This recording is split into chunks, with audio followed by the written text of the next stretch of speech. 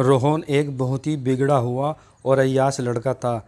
जबकि वो बहुत ही गरीब परिवार से था। उसके माता पिता किसानी करते थे, वो भी दूसरों के खेत में। फिर भी रोहन अपने दोस्तों के साथ आवारागर्दी करता रहता था। पढ़ाई लिखाई में बिल्कुल भी उसका मन नहीं लगता था।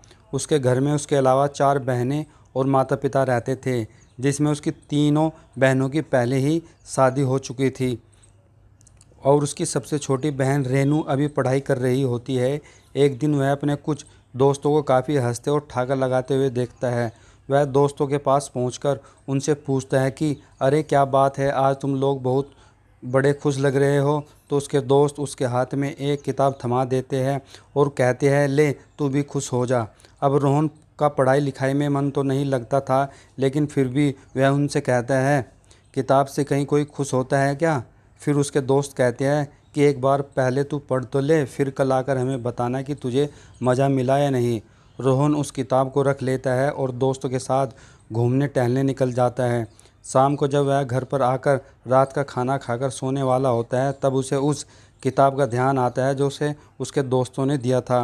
रोहन उस किताब को निकाल कर पढ़ने बैठ जाता है और किताब पढ़ते पढ़ते धीरे धीरे उसे भी मज़ा आने लगता है, क्योंकि वह किताब एक अश्लील कहानियों की किताब थी, जिसे पढ़कर रोहन मन ही मन में बहुत आनंदित होने लगता है। रोहन को तो ऐसे ही चीज़ें करने और पढ़ने में मज़ा आता था, क्योंकि उसका अच्छे कामों में बिल्कुल भी मन नहीं लगता था। खैर, उसने बिना रुके बिना थके पूरी रात बैठकर उस किताब को पढ़ा। अगले दिन जब वो अपने दोस्तों से मिलता है तो उनसे कहते हैं, यार यह किताब पढ़कर तो मज़ा ही आ गया, क्या मुझे एक और बुक मिल सकती है। तो उसके दोस्त कहते हैं, हाँ हाँ क्यों नहीं, ले यह दूसरी किताब पढ़।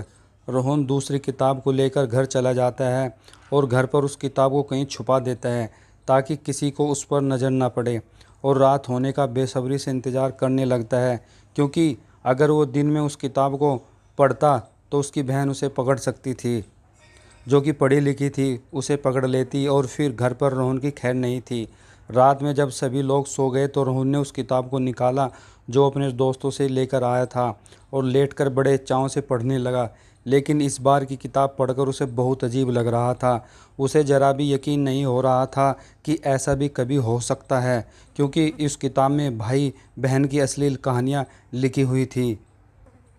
एक बार तो रोहन ने एकदम से शक पक्का कर किताब बंद कर दी। फिर कुछ सोचकर उसने पढ़ना शुरू किया और सुबह 5 बजे तक वो पढ़ता ही रहा और उसने पूरी किताब ख़त्म कर ली, सो गया। अब उसे 9 बजे उठा तो रेनू ने चाय पीने के लिए आवाज़ लगाई। तो अब रोहन का अपनी बहन को देखने का नज़रिया बिल्कुल बदल चुका था, क्योंकि पूरी किताब पढ़ने के बाद उसे यह लगने लगता है कि यह सब हकीकत है जो इस कहानी में दिखाया गया है, और ऐसा भी होता रहता है। अब रोहन अपनी बहन रेनू को उन किताबी कहानियों के किरदार की तरह समझने लगा था और उसे उन्हीं नज़रों से देखने भी लगा था। रोहन की बहन रेनू अभी 16 साल की थी, जिस वजह से उसके चेहरे पर मासूमियत और त्वचा भी काफ़ी मुलायम थी। पहले रेनू और रोहन में बहुत झगड़े हुआ करते थे, लेकिन जैसे जैसे लगभग हर भाई बहनों में होता है, पर अब रोहन उसकी बहन के साथ बिल्कुल अजीब हरकत करने लगा। बहुत अच्छी लगने लगी थी। वो रेनू को किसी बात का बुरा नहीं मानता था और न ही उसे कोई उल्टा जवाब देता था। अब रोहन अपनी बहन को उन्हीं कहानियों की दुनिया में देखने लगा था और हमेशा अपनी बहन को उन किरदारों की जगह याद कर कुछ ना कुछ सोचता ही रहता था। अब रोहन हमेशा मौके की तलाश में रहने लगा कि अब वो छुप छुप कर रेनू को नोटिस करने लगा था। उसके कंधों से अगर उसका फ्रॉक या दुपट्टा ढल जाए तो रोहन बड़ी गौर से उसे देखता था। अब रेनू स्कूल चली जाए तो उसके कपड़ों को लेकर देर देर तक बस उसकी महक को महसूस करके आनंदित होता। और एक दिन सुबह सुबह जब रेनू स्कूल जाने के लिए तैयार हो रही थी और बाथरूम में नहाने गए तो मौका देखकर रोहन बाथरूम में लगे दरवाजे की झिरी से उसे देखने लगा और बहन के नगन शरीर को देखकर एकदम खुश होने लगा और उसे बिल्कुल आनंद आ रहा था। अब रोहन अधिकतर अपनी बहन को कभी कपड़े बदलते तो कभी नहाते हुए चोरी छुपे देखने लगता और हमेशा इस मौके की तलाश में रहता कि कब उसे मौका मिले और कब वो अपनी बहन को अपनी हवस का शिकार बना ले। एक दिन घर पर दूसरी बहन के ससुराल से खबर आई कि उसकी तबीयत खराब है, तो रोहन के माँ बाप को दूसरी बेटी के घर लगभग 4 दिनों के लिए उसकी देखभाल के लिए जाना पड़ा। इसके बाद तो रोहन जब अपने दोस्तों के साथ घूम फिर कर बाहर से लौटा तो उसे इस बात की खबर लगी कि वो अंदर ही अंदर बहुत खुश हो गया। और पल भर उसके दिमाग में सब कुछ सोच लिया कि अब तो रेनू घर पर अकेली रहेगी और वो अकेली सोना पसंद करती थी। वो हमेशा अपनी माँ के साथ ही सोती थी। और रोहन ये भी समझ गया कि माँ बाप के घर से जाने के बाद रेनू अब उसके पास ही सोएगी। और रोहन यही चाहता था। अगली सुबह जब रोहन के माता पिता घर से चले जाते हैं तो पूरा दिन रात होने का बेसब्री से इंतज़ार कर रहा था। फिर रात को ठीक वैसा ही होता है जैसा कि रोहन ने सोचा था।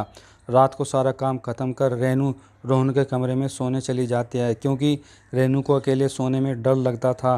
वो हमेशा अपनी माँ के साथ सोती थी।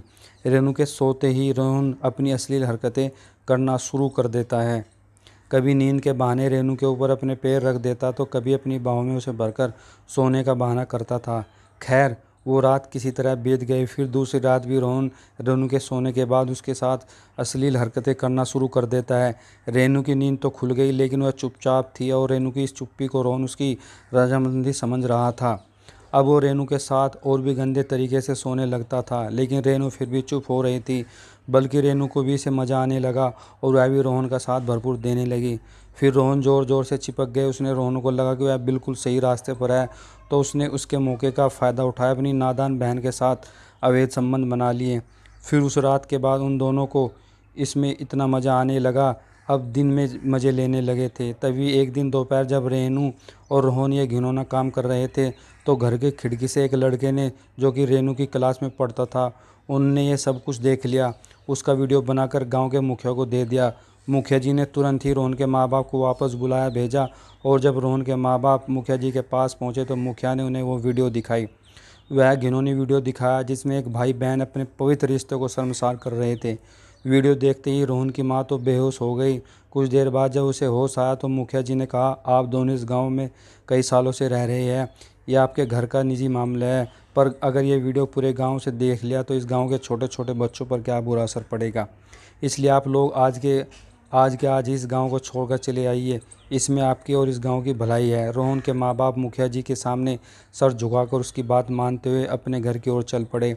घर पहुंचकर रोहन की माँ जैसे ही दरवाज़ा खोला तो दोनों भाई बहन सारी मर्यादा ताक कर मज़े ले रहे थे। वे दोनों इस घिनौने काम में लिप्त थे। फिर रोहन की माँ ने चुपचाप दरवाज़ा बंद कर दिया और बरामदे में पड़े घासलेट के डब्बे को लेकर पूरे घर में घासलेट छिड़ककर उसमें आग लगा दी और बाहर बैठकर आग फैलने का इंतज़ार करने लगी। रोहन के पिता की तो सारी इज्जत ही चली गई थी, उसके शरीर में तो जान ही नहीं थी। उसने भी रोहन की माँ को कुछ भी करने से नहीं रोका। अब आग ने अपना रुद्र रूप ले लिया था और अंदर से रोहन और रेनू को बचाओ बचाओ की आवाज़ आने लगी तो रोहन की माँ बाप उठ के वहाँ से चल दिए। रोहन ने उन दोनों को खिड़की से जाते देख लिया। वो दरवाज़ा खोलने का प्रयास करने लगा पर रोहन की माँ ने दरवाज़ा पहले ही बंद कर दिया था। रोहन और रेनू ने देखा कि उसके माँ बाप घर ही सामने बने कुएं से एकदम कूद गए, तो कूदने से पहले माँ ने पीछे मुड़कर रोहन की तरफ देखा तो उसकी आंखों में आंसू थे। गांव के लोगों को जब पता चला कि रोहन के घर में इतनी भीषण आग लगी तो वे आग बुझाने के लिए भागे। आग बुझाने में काफ़ी वक्त लगा, तब तक देर हो चुकी थी। रोहन और उसकी बहन रेनू उस भीषण आग में जलकर राख हो गए थे। अगले दिन सुबह कुएं से रोहन के माँ बाप की लाश मिली। इसकी दर्दनाक मौत से पूरा गाँव सकते में था, पर किसी को आज तक यह नहीं पता था कि घर आग कैसी लगी और रोहन के माँ बाप कुएं में कैसे गिरे। मुखिया जी ने गांव के उज्जवल भविष्य के लिए अपनी जुबान बंद कर ली। कुछ दिनों बाद रोहन के दोस्त के बारे में मुखिया जी को पता चला, जिन्होंने रोहन को वो किताब दी थी। तो मुखिया जी ने उन लड़कों के माँ बाप को बुलाकर समझाया और उन्हें उस गांव से निकाल दिया गया। तो दोस्तों, इस कहानी के प्रति आपकी क्या राय है? क्या आंचल ने सही किया या गलत? आप हमें कमेंट करके ज़रूर बताएं। वीडियो को लाइक कर दें, चैनल को सब्सक्राइब करें और बेल आइकन घंटी को ज़रूर प्रेस कर दें और ऑल पर सेट कर ले। फिर मिलता हूँ किसी नई वीडियो के साथ और नई कहानी के साथ। तब तक अपना ख्याल रखिएगा। धन्यवाद। और इस कहानी के बारे में अपनी कमेंट करके हमें राय ज़रूर दें।